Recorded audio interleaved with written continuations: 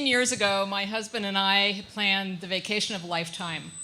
We had some friends living in Indonesia, and they had invited us to come and spend 3 weeks with them. So this was no small task because we have 5 kids between the two of us. We're a blended family, and we raised them together. But at this point, they were between 9 and 16. Not many people want to take teenagers. So four of them managed to stay with their other parents, but my son insisted that he wanted to stay at a friend's place. So we talked to the mom, and she agreed to have him stay there. So we went off on our vacation and had an amazing time. Came back 3 weeks later, and a friend of ours had said they would pick us up at the airport, so he did. And on our way back, we were really excited about getting home. We wanted to be able to pick up our kids and tell them about our big adventure. So we pull up to the house, and something just didn't seem right. And then I realized that my car had been parked in the driveway, and it wasn't there. So we go in the house, and the house is a mess. There's pizza boxes and pop cans everywhere. It's like, oh no. Our son stayed at the house, and oh no, the car's gone, and he's 15. So I hopped into our friend's car, and we drove around town and went to his friend's places to see if we could spot my car anywhere. And my husband stayed home to start the cleanup and be there in case he came back. So an hour later, the police showed up at our door. They had my son and his friend, who was also 15. They had decided that they were going to go visit a girl that my son met on the internet. She lived in Sarnia. So fortunately for us, his buddy had volunteered to drive, said he knew how to drive, and on their way to the 401, the police spotted the erratic driving and pulled them over.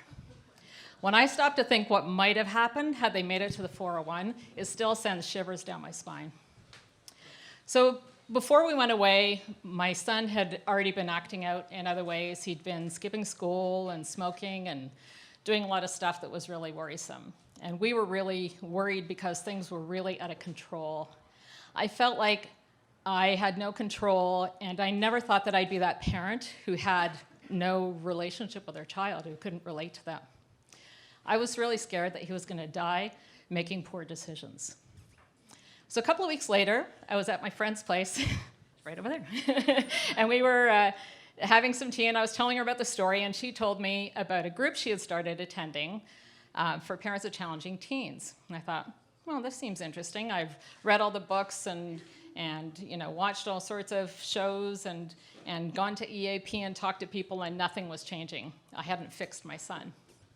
So off I went to this group, and it's called APSGO. It's the Association of Parent Support Groups of Ontario. At my first meeting at the group, I was told that I shouldn't ask my son any questions. So I almost got up and left. I thought, this is not for me. How am I going to know what he's doing if I'm not asking him any questions? Well, the bottom line was I had no idea what he was doing anyhow. So did that really matter? So the big thing about questions is that you can ask a kid a question. A teenager will usually it puts up a wall. So if you ask a question, you typically already know what the answer is going to be. So here's a story you might be able to relate to. So you get home from school, check your messages, and the message says, a student in your household in grade 9 was absent period 1, 2, 3, and 4. You know the one. Yeah, you can relate. So let's say I heard that message, and it was about my daughter, and she got home, and I said, did you go to school today? And she said, yeah. Well, then I'd be upset that she just lied to me. So let's say I asked her if she went to school today, and she said no. Then I'd be disappointed that she didn't go to school. So typically when you already know the answer to a question, there's not a lot of point in asking. It was really an insult to my own intelligence for me to stand there and ask her these questions. So I stopped asking questions.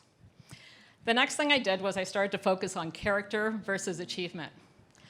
Nothing worse than all of your friends and family bragging about how wonderful their kids are. They're straight A students. They're captain of the football team. They're, won the music award. They're the next Steve Jobs or Mother Teresa. And I felt like my kids were all total failures in my mind. So what I did was I started to focus on their character instead. So at the group, they taught me to look at a list of positive character traits and pick 5 that I could associate with each of my kids, and then try and point those out to your kids. So for example, my one son's a musician and works really hard at it. So if he had just put out a new song, I could say, you know, I really admire your dedication to music and your determination to be successful at it. That's talking about his character, that he's dedicated and determined, makes him feel good about himself instead of me focusing on the things that they're not necessarily achieving. The next thing I did was I realized right away that I was a horrible nag. So here's an example of something I might have said before I realized this. Okay, kids, time to bring down those dishes. Your rooms are a mess. I want you to bring down your laundry, get cleaning. Come on, you're going to get mice in your room. This place is a disaster. Might be something you've said before? Yeah.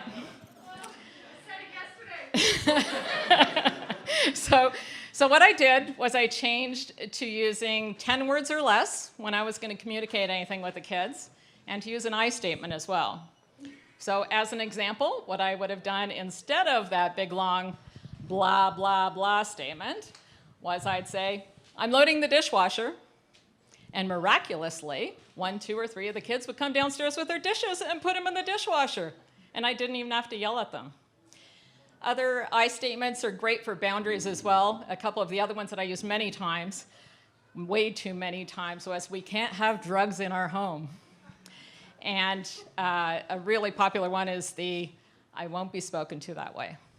So it sets a boundary calmly without nagging or yelling at your kids, but makes it clear what's appropriate for you. The next thing I had to do was learn how to let go. It's really hard to let go of trying to control our kids. So when we're growing up, we like to tell our kids about stories of things that happened when we're growing up. And it usually starts with, a friend of mine did this crazy thing, and here was the natural consequence, and it wasn't good. And our hope is that our kids will learn from our friends' consequence in their story. They're not going to. They need to experience it themselves. We have to allow them the space to go out and make the mistakes and learn their own lessons on their own without us trying to control what those lessons are. We all need to experience all those things and learn them ourselves. So that was really hard. It was really hard to let go of all the things our kids did. The other thing I want to talk about is 100 challenges. So we all have 100 challenges a day. So my 100 challenges might start with what I'm going to wear in the morning, what route I'm going to take to work, how I'm going to deal with a difficult coworker, how I'm going to, what I'm going to make for dinner, whatever it is. I have 100 things I think about throughout the day. So do our kids. So my kids' challenge might be, trying to get themselves out of bed in the morning. It might be, what they're going to wear, who they're going to run into at school, if that bully's going to harass them today, what people are going to say on social media. Also 100 challenges a day. And when I started to realize that our kids were just like us, and they also had 100 challenges a day, that really allowed me to have some empathy for them and to really view them with soft eyes. So fast forward to 2019, our kids are all off doing their own thing, learning their own lessons. On occasion, they ask us for some help or support or advice. My husband's line is always, can I give you some advice about that? If they say no, then we don't give the advice, and we let them figure it out, and if they want to come back for more advice, they will. If they ask for advice, we're happy to share it. So a few years ago, I was at a friend's retirement party, and she was thanking her, and during her speech, she was thanking her sons for their contribution to her career. And she first thanked her eldest son, who had been her easy son. And she said, thanks for making me look like a good mother. Then she thanked her younger son, who had been her challenging teen, and said, thank you for forcing me to learn to be a good mother. And I think about that often. Thank you.